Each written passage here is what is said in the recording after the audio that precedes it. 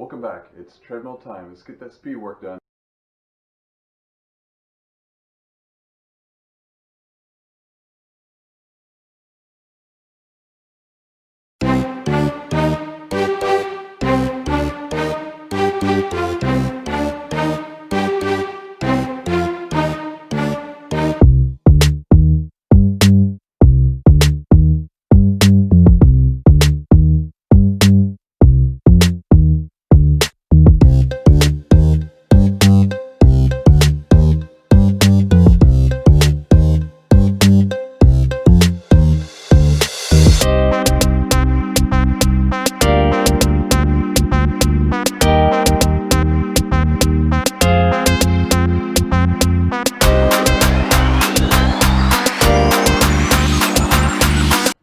Talk a little bit about my treadmill run, and did kind of fast forward through this just a little bit.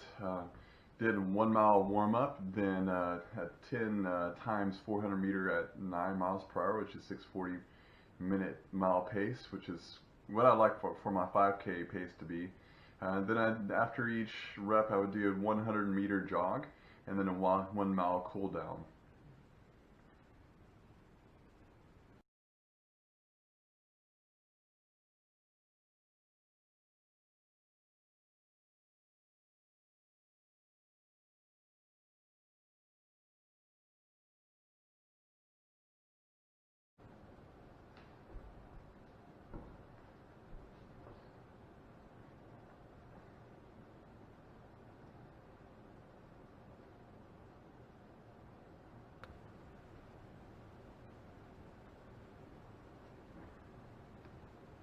Okay, what I'm going to do next is we're definitely doing some stretching and doing some planks. These are some good exercises to do to help improve core.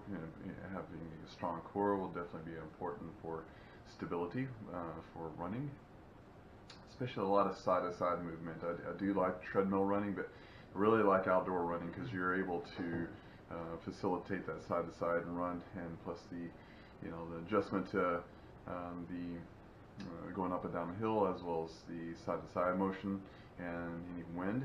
But definitely kind of doing a stretch a little bit to help with back after doing a little bit of core. Usually I like to try to hold the plank for about 2 minutes or 1 minute 2 times, and definitely seems to kind of help out there too. So.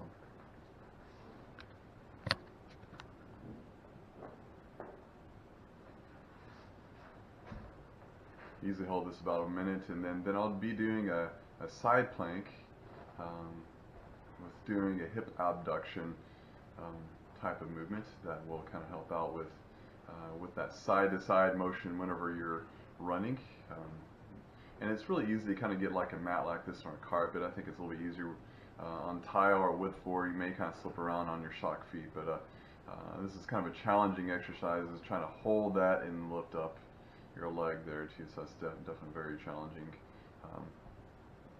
And I did about 10 repetitions. You can start with 10 and kind of build up from there. I think that's definitely is kind of challenging for me. It's been a while since I've done that exercise, so I'm glad to kind of hopefully get a little stronger with this exercise and maybe show this again. But definitely I think this is a good exercise for you to do for trunk stability during running there too. What I'm showing here now is just some recovery tools. That's a foam roller, and that's another roller to roll out your legs there and your muscles, and that's the Percussion massager that we have. Definitely it's very good. I really like it. I don't have to have a lot of force, and it uses oscillations back and forth to kind of really help with those trigger points there too. So I'm kind of turning on. You can kind of see it vibrate a little bit there.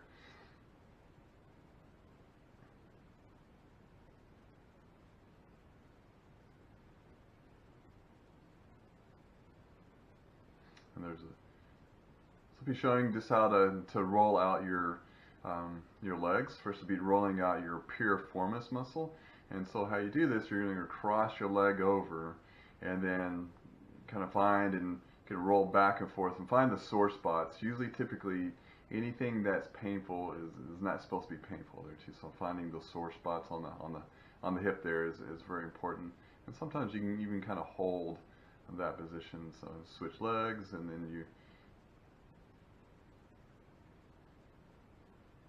can find those spots that will be very painful. There on my left side, there's actually a little tighter than my right side there.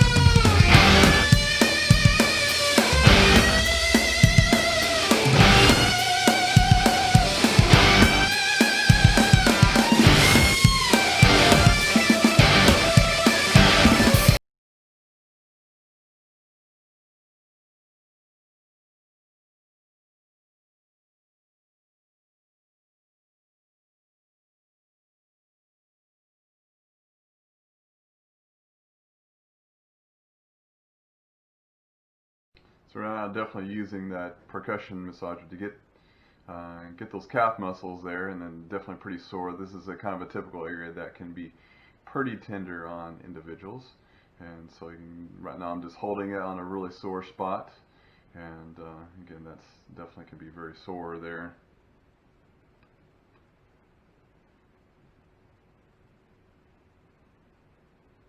And so we'll talk to you a little bit about that semimembranosus muscle. I did about a week ago. I did have a little bit of flare up on it, and again, the muscle attaches on the inside of your knee, and it was very very sore. And so how I treat that is find that tendon and do something called cross friction massage. And I have a little clip here in a little bit that will show that, how to do that. So if that is sore on you, and sometimes it can cause this inside pain on the inside of the knee. It can be quite sore, and definitely with different motions during range of motion, during my swing phase of gait, whenever I was swinging my leg, that was very sore and painful.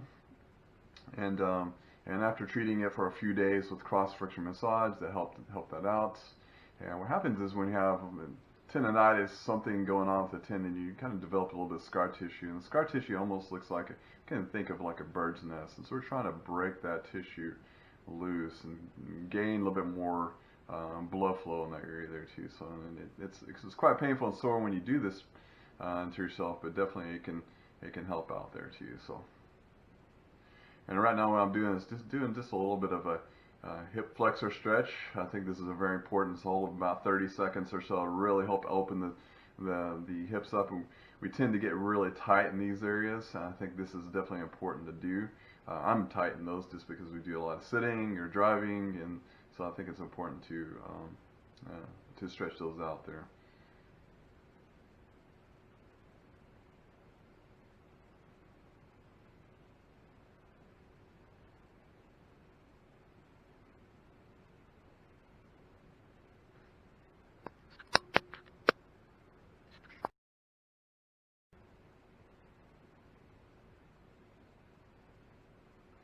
So this is what I'm finding the adductor magnus tendon and going right towards that semimembranosus tendon.